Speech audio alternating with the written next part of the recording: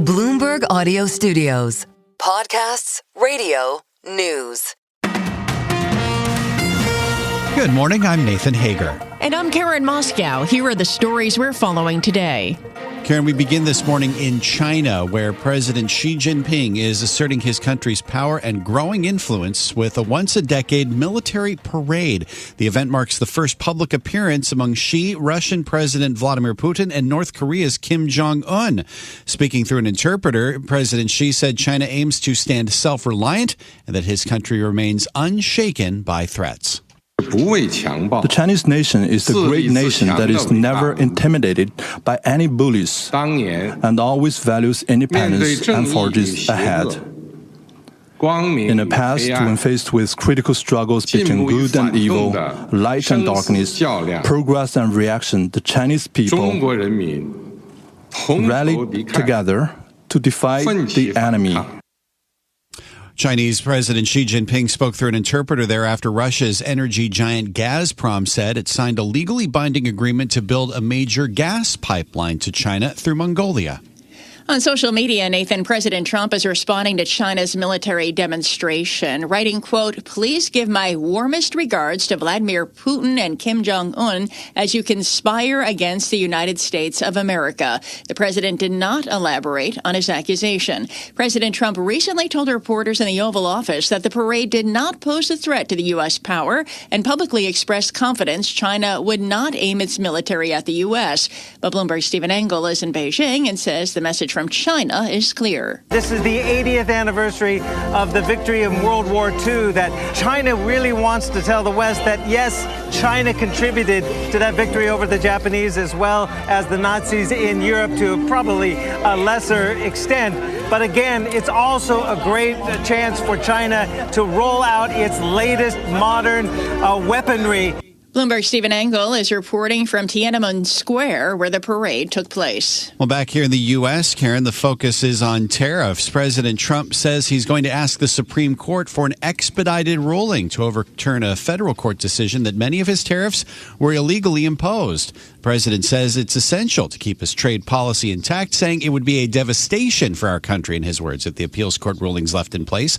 The U.S. Court of Appeals for the Federal Circuit ruled President Trump wrongfully invoked an emergency law for the tariffs he imposed on imports from dozens of trading partners.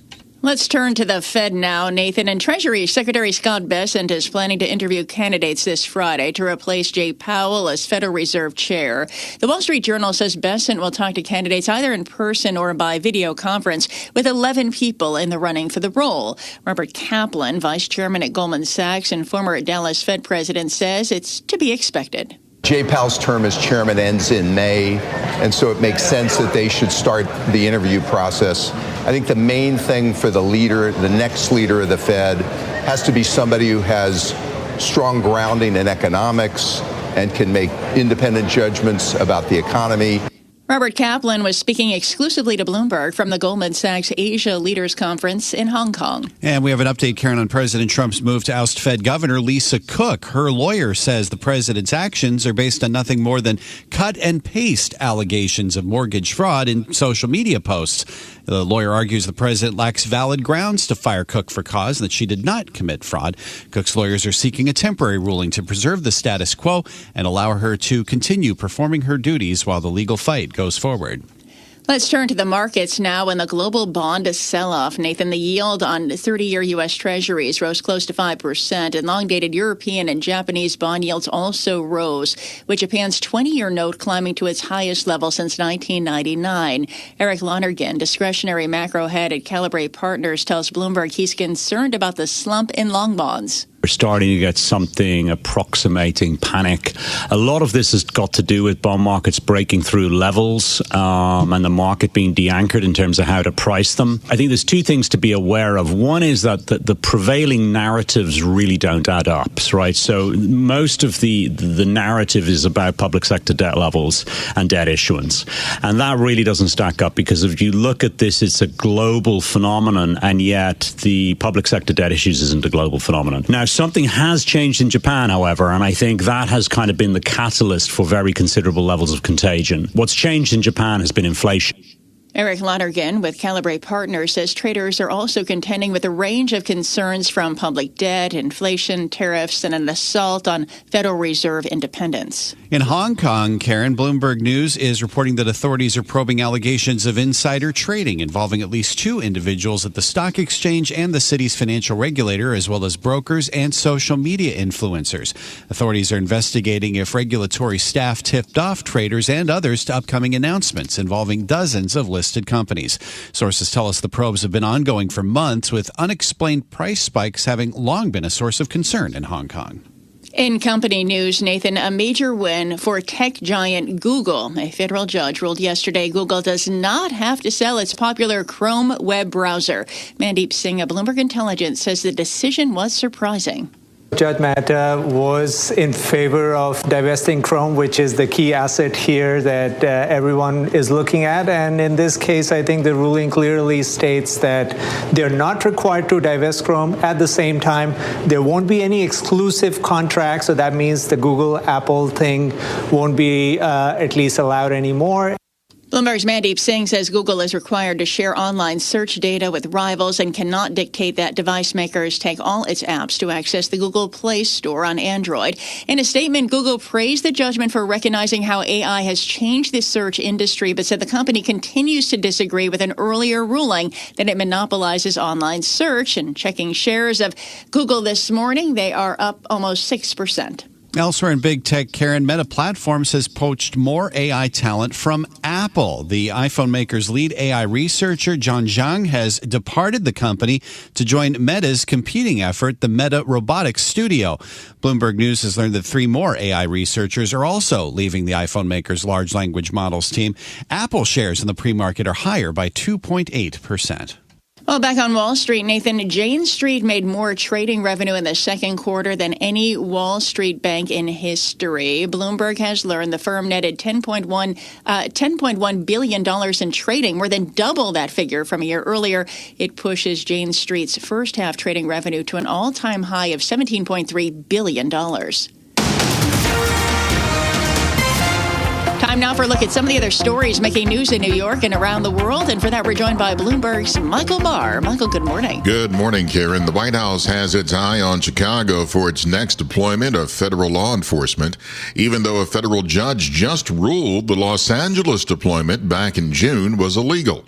President Trump says he is expanding his crime crackdown and will soon send the National Guard into Chicago. Well, we're going in. I didn't say when. We're going in. Illinois Governor J.B. Pritzker says, though, Chicago does not want troops on our streets and says President Trump just wants power. Sifting fact from fiction has been increasingly difficult because Donald Trump's administration is not working in coordination with the city of Chicago. This comes after a violent Labor Day weekend in Chicago. At least 58 people shot, 8 people killed. Still, local officials say violent crime is down nearly 22% this year. President Trump says that U.S. Space Command will be located in Alabama. It reverses a decision by former President Joe Biden's administration to keep it in Colorado. The House Oversight Committee says thousands of records from the Justice Department on the Jeffrey Epstein case have been released. Hours before the release, the committee met with some of Epstein's victims. Republican Congressman Thomas Massey says things will change this morning. When we have the survivors testifying in public, some of whom have never spoken publicly, and they've already met with the Oversight Committee, and it was allegedly a very emotional meeting, and that's all behind closed doors, but it's going to be open to the public. However, House Speaker Mike Johnson is still blocking a vote on any full release of the Epstein files, citing victim privacy. Jim Walden, an independent candidate in New York City's mayoral race, announced that he was suspending his campaign. Walden is urging his fellow candidates to unite against the Democratic primary winner, Zoran Memdani. According to Walden, Memdani, a Democratic socialist, would represent a Trojan horse taking over City Hall, adding that time was slipping away for an alternative option to gain momentum in the crowded field. Global news 24 hours a day and whenever you want it with Bloomberg News Now. I'm Michael Barr, and this is Bloomberg, Karen. Thanks, Michael. Time now for our Bloomberg Sports Update, and for that, we bring in John Stashower. Thanks, Karen. It's a three-team race in the AL East, and all three won last night. Toronto 12-9 in Cincinnati. George Springer homered twice. The Yankees 7-1 at Houston. Jazz Chisholm homered twice, and the Red Sox with 18 hits, 11-7 over Cleveland. The Blue Jays lead the Yankees and Red Sox by 2.5 games. At the U.S. Open, Novak Djokovic a 4-set victory over the American Taylor Fritz. Djokovic into a Grand Slam semifinal for the 53rd time. He'll play Carlos Alcaraz. That's your Bloomberg Sports Update. Stay with us. More from Bloomberg Daybreak coming up after this.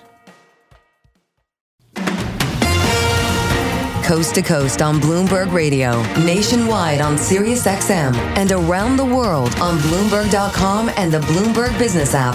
This is Bloomberg Daybreak. Good morning. I'm Nathan Hager. China has reasserted itself on the global stage with a massive display of firepower with the leaders of Russia and North Korea by his side. President Xi Jinping said his country does not fear power or intimidation as he oversaw a once-in-a-decade military parade through Tiananmen Square. For more, we're joined by Bloomberg News Chief Asia correspondent Rosalind Matheson joining us this morning from Singapore. And Roz, to see the image of President Xi side by side with Vladimir Putin and Kim Jong Un, what is the message that Xi is sending to the world? Good morning. Good morning. Well, certainly these parades are always about optics and projection, and this one was no different. A large military presence, quite a few interesting weapons on display, some more modern versions of weapons, nothing too startling, but it's all about the pageantry and who's attending, and Xi Jinping in the minute, as you say, projecting power, both internally and externally. So sending a message at home that he's very much a strong leader, he's in charge. Of course, that's important for his standing at home at a time the economy has still got some challenges domestically, but also sending a message abroad that China, alongside other countries, are increasingly looking to form these alternate power blocks to the Western-led global order. And certainly you saw that earlier in the week with the meeting of the Shanghai Cooperation Organization. You've seen it with BRICS and so on, and with the leaders who were there alongside him, particularly the leaders of Russia and North Korea. But you also had, newcomers who were attending, Iran, Cuba, and others, and some South Asia and Southeast Asian leaders who were there. So certainly demonstrating to the world that Xi Jinping is very much in charge at home and abroad. Well, we certainly saw a pointed reaction from President Trump, though he wasn't mentioned by name during President Xi's speech. The president said on social media that he basically accused the three of conspiring against the U.S. Where does this position China when it comes to the United States now?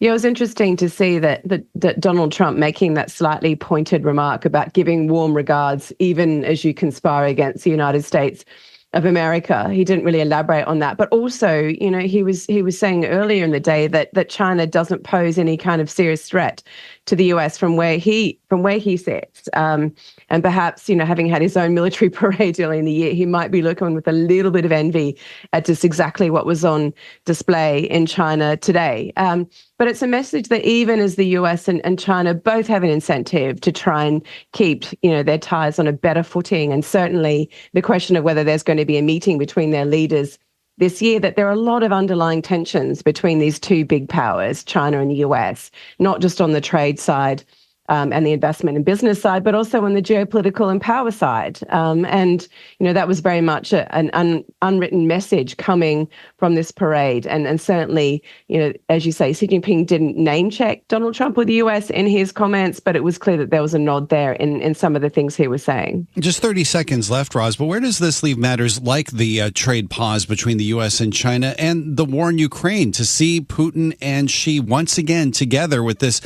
strong friendship that they've talked about in the past?